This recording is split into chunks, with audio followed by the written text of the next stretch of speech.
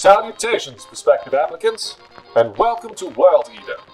No doubt you've already heard of us and what it is that we do.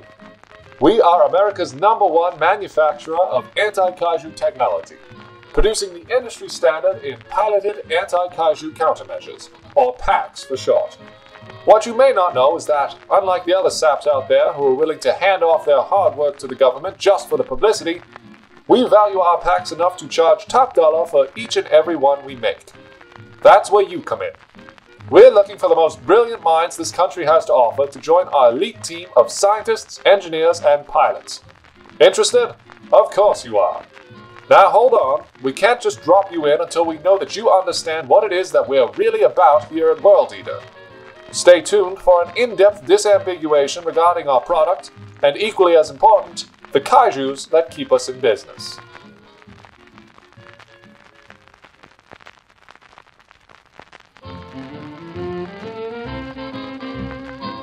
Your first briefing will be, well, brief. We'll start you off slow, with only 2 subjects to examine, 1 kaiju and 1 mech. These subject breakdowns will serve not only as an introduction to our company, but as a sort of test of character. We want to make sure that we chose the right people for this job. Be sure to pay very close attention to the following presentation. We do not like to repeat ourselves.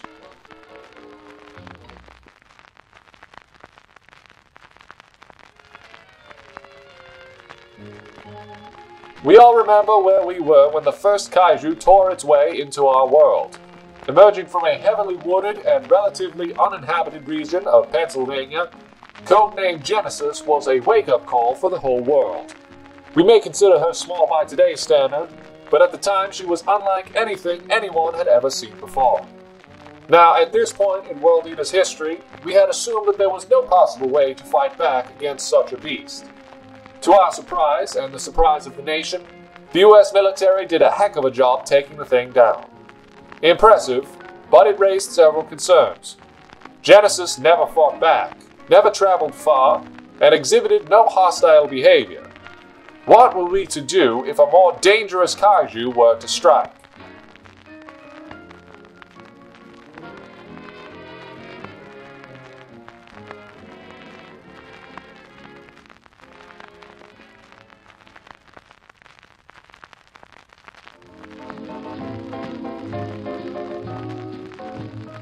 Yes, even a prestigious company like World Eater comes from humble origins.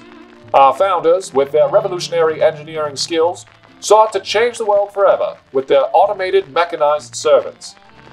These early mechs, such as the Earl Grey model, were designed for domestic use, protection and service for the wealthy. Gifted though they were, the founders of World Eater overestimated the demand for such indulgent technology.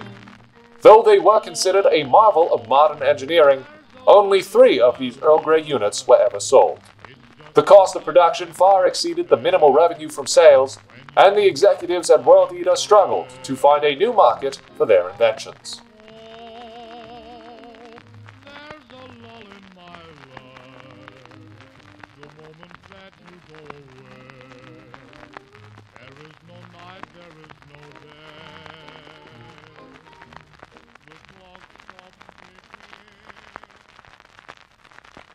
This concludes Week 1's briefing.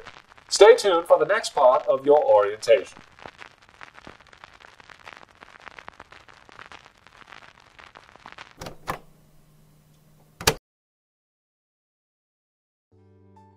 Started off this video a little bit differently, I know. I really wanted to make this month's drawing challenge immersive, so I decided to save my bit for after the good people at World Eater introduced themselves. But hang on, I'm sure some of you are confused. I saw a Pokemon in the thumbnail. What the hell was all that stuff? There was no Pokemon. I want Pokemon. I hear you, and don't worry. The Pokemon part is coming. What you just saw were my first 2 illustrations of KAIJUNE, a drawing challenge where I draw kaijus and mechs every day for the month of June. If you're familiar with this channel, think of it like Smogist or Poktober, but with the subject matter being specifically giant monsters. And robots. This month, the theme of the prompt list I made was Welcome to World Eater. The The world of this story is set in an alternate mid-century United States where kaijus have shaped not only the culture of the country, but also its industry. You, the viewer, will become familiar with the world through the perspective of a massive corporation aimed at profiting off the war against kaijus. And protecting innocent Americans, of course. I really love that classic American commercialism look. It's so duplicitous, seeming quaint and friendly at face value, while at its core, it's really nothing more than corporate greed wrapped up in a pretty bow. It's also why the info cards have all of the information listed in feet and pounds. Strictly American, this challenge is. Anyway, as much as I love these challenges, I know that some people would rather just see more Maza region content. So, like with the past few challenges, I'm giving you all the best of both worlds. At the end of every week, I'll be designing a new mega evolution for the Maza region. A lot of people have been asking, what is the battle gimmick in Maza? I didn't really want to come up with my own, but I do very much enjoy the visual conventions of mega evolutions. I decided that KAIJUNE would be a great month to introduce a few of those designs. I know, Dynamaxing probably would have been more thematically consistent, and I actually like Dynamaxing more in regards to competitive battling.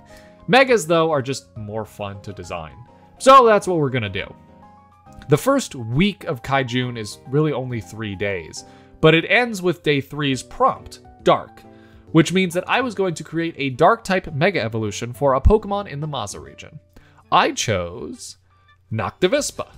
Unsurprisingly, I mean, you guys saw the thumbnail, right? I always really liked NOCTAVISPA and its evolutionary line. I've redesigned them a lot, but I really only changed minor details. Well, here again, I decided NOCTAVISPA itself needed a few more tweaks. As you can see, I started designing the Mega when I realized there were just a few things about NOCTAVISPA I didn't like. Mainly, its wings. I wanted them to double as a sinister cape draped over its shoulders, but the shape they have in its current design are just so big and shapeless and empty. To make a slightly more interesting silhouette and up the dynamism in the design overall, I changed the shape of the wings so that there was a little less wasted space in the design. I also made the abdomen a little bit more coherent in terms of dimension. It's essentially the same design, but I twisted it so that the three-dimensional shape of it was a little bit more apparent. In its default art, it just looks strange, like it was warped around in an impossible way. But of course, we're not here for a NOCTAVISPA redesign, we're here for a Mega Evolution. What I love about designing Mega Evolutions is that the main design convention is just more. Bigger wings, added fluff, another mouth. Some designs are more crazy than others, but in general, they all just have more. For NOCTAVISPA, I thought it needed to be more evil. Really play up that supervillain aesthetic that's only implied in its regular form. I designed NOCTAVISPA to look like it doesn't ever need to get its hands dirty. It's an evil queen, dictating its will to the many minions it oversees. In its Mega Evolution, it's no longer just giving orders. It's ready to show its full power and prove why it's in charge. I broke up the wings into 6 tassel-like cape segments that really emphasize movement. I also rearranged the shapes in the head to more closely resemble a heavy crown. A few other added details like extra spikes and pointed shoulder pads upped the evil in this design, and the final pose brought that energy that NOCTAVISPA is lacking in its original form. When it came to colors, I was unsure how much I wanted to change. Most Mega Evolutions don't change the main color palettes from their original designs. In some cases, they add another, and in only a few instances, they completely swap them out. For NOCTAVISPA, I decided a more subtle change to the colors was appropriate, changing the honey gold in the wings, eyes, and abdomen to a more reddish tone. Mega NOCTAVISPA, the Hawk Wasp Pokemon. Imbued with the strength of its trainer, NOCTAVISPA is able to channel its malicious ingenuity into unmatched battle cunning. The sweet nectar that sustains it metabolizes into a unique venom that, when injected, causes detrimental damage to an opponent. If this is not enough, NOCTAVISPA will finish off its foes with blinding speed and relentless attacks.